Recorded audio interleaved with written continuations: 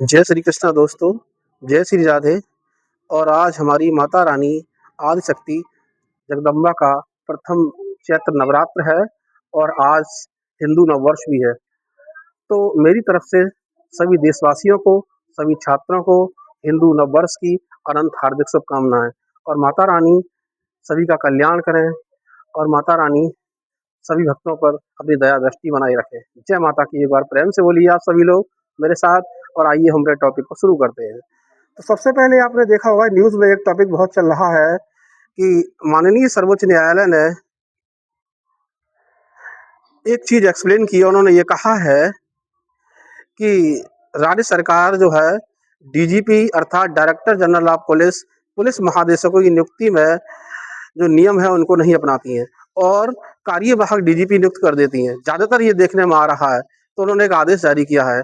इससे पहले अगर हम गौर करें तो 2006 में डीजीपी प्रकाश सिंह की याचिका पर माननीय सर्वोच्च न्यायालय ने यह कहा था कि डीजीपी ऐसे व्यक्ति को बनाया जाए जिसका कार्यकाल कम से कम 2 वर्ष हो। जब 2 वर्ष उसका कार्यकाल होगा तो वो किसी भी, आप ध्यान देंगे, राजनीतिक दबाव में काम नहीं करेगा और एक निष्पक्ष और स्वतंत्रता पूर्वक अपने अपने पद पर काम करेगा। ये बात उन्होंने एक्सप्लेन की थी 2006 में। अब देखेंगे आप उसी के अंतर्गत क्या रूल्स हैं। जैसे कि हम यूपी की मामले में बात करें तो ये नियम है हमारे यहाँ, राज्य सरकार अच्छे अधिकारियों को, ठीक है, अच्छे अधिकारी जो अच्छा काम कर रहे हैं और अपनी अच्छे तरीके से सेवाएं दे रहे हैं और पारदर्शिता पूर्वक काम कर रहे हैं, उनके नामों की लिस्ट संघ लोक सेवा आयोग को भेजती है। तो संघ लोक सेवा आयोग के जो अध्यक्ष होते हैं, यानी यूनियन पब्लिक सर्विस कमीशन के जो अध्यक्ष होते हैं, उनकी अध्यक्षता में एक कमेटी का गठन किया जाता है और वो कमेटी 3 नामों का सुझाव देती है और वो 3 नाम राज्य सरकार को भेजती है और उन तीनों नामों में से राज्य सरकार किसी एक व्यक्ति के लिए डीजीपी नियुक्त कर देती है, जैसा कि आप देख रहे हैं। ठीक है, तो इस प्रकार डीजीपी की नियुक्ति की जाती है। तो कम से कम डीजीपी की नियुक्ति कितने साल लेने चाहिए? 2 साल कम से कम रहनी चाहिए। आइए हम जानते हैं, यहाँ पर एक यूपीएससी नाम आया है, तो यूपीएससी क्या है इसके बारे में थोड़ी सी आपसे और बात कर लेते हैं। यूपीएससी अर्थात यूनियन पब्लिक सर्विस कमीशन एक कॉन्स्टिट्यूशनल बॉडी है।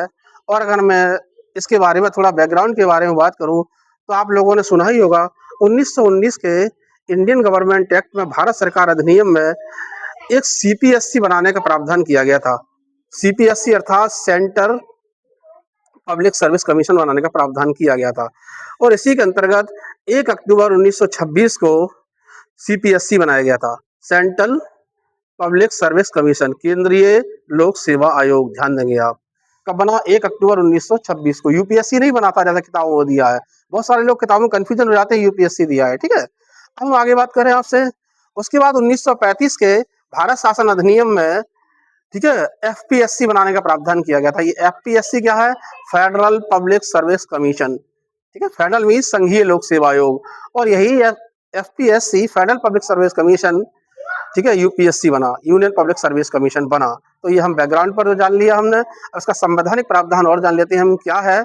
हमारे संविधान के आर्टिकल 315 में ये एक्सप्लेन किया गया है कि एक संघ लोक सेवा आयोग होगा, राज्यों के लिए राज्य लोक सेवा आयोग होगा और 2 या अधिक राज्यों के लिए हमारी संसद संयुक्त लोक सेवा आयोग की स्थापना भी कर सकती है। लेकिन जिन राज्यों के अंतर्गत राज्य लोक सेवा आयोग नहीं है या संयुक्त लोक सेवा आयोग की स्थापना नहीं हो पाती है, तो 315 के क्लॉज 5 में यह भी एक्सप्लेन किया गया है कि उस राज्य के राज्यपाल की, उस राज्य के राज्यपाल के अनुरोध पर और राष्ट्रपति के अनुमोदन पर संघ लोक सेवा आयोग भी उस राज्य की पूर्ति कर सकता है।